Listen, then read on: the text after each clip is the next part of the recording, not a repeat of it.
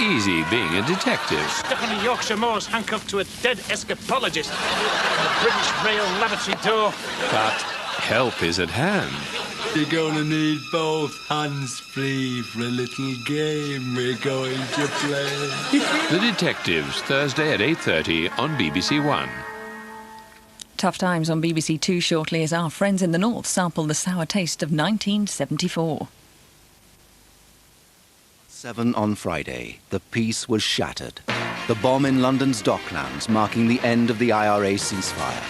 After 17 months of an uneasy truce, Panorama, in a special programme, tells the story of how it broke down and asks what chance now of a lasting peace. Panorama, after the news.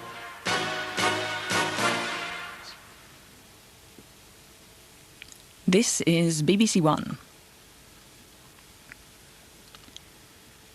There now follows a ministerial broadcast by the Prime Minister, the Right Honourable John Major, MP. Tonight, I want to talk to you about Northern Ireland. In 1991, I began a new search for peace with the Northern Ireland parties and the Irish government. 3 years ago, this month, the IRA sent the government a message. It said, "The conflict is over, but we need your advice on how to bring it to a close." Last Friday, in Docklands, the IRA exploded a bomb that killed 2 innocent men and injured dozens. There may be other bombs in the future. Does this mean that 3 years of unprecedented effort in Northern Ireland have achieved nothing?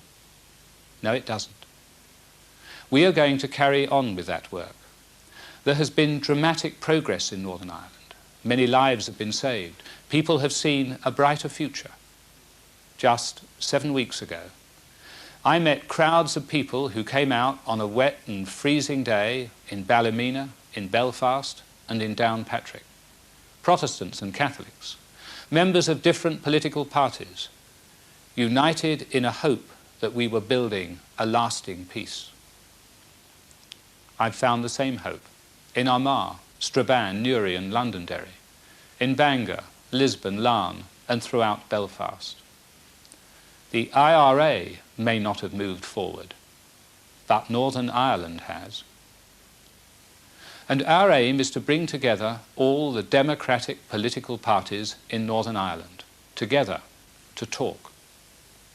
Throughout the past 3 years, time and time again, we have said that Sinn Féin and the IRA must accept the same democratic principles as other parties and then demonstrate that they have renounced violence for good. But they have not. They did not accept the democratic principles which the Irish Prime Minister and I set out in the Downing Street Declaration. They did not give a commitment to put away their arms. And that is why all-party talks have not yet taken place. But we need to build confidence so they can do so. When Sinn Féin IRA blocked the road to the decommissioning of weapons, we and the Irish government set up an international body under the distinguished American Senator George Mitchell.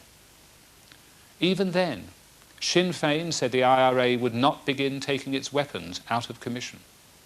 Even then, Sinn Féin was no more prepared to accept the principles put forward by Senator Mitchell than they had been prepared to accept those in the Downing Street Declaration.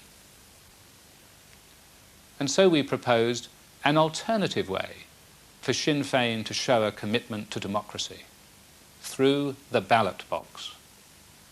Let me explain this plan. I am not proposing an assembly to run Northern Ireland. My proposal doesn't seek to revive the old Stormont Parliament, and those that have said so are deceiving the people of Northern Ireland.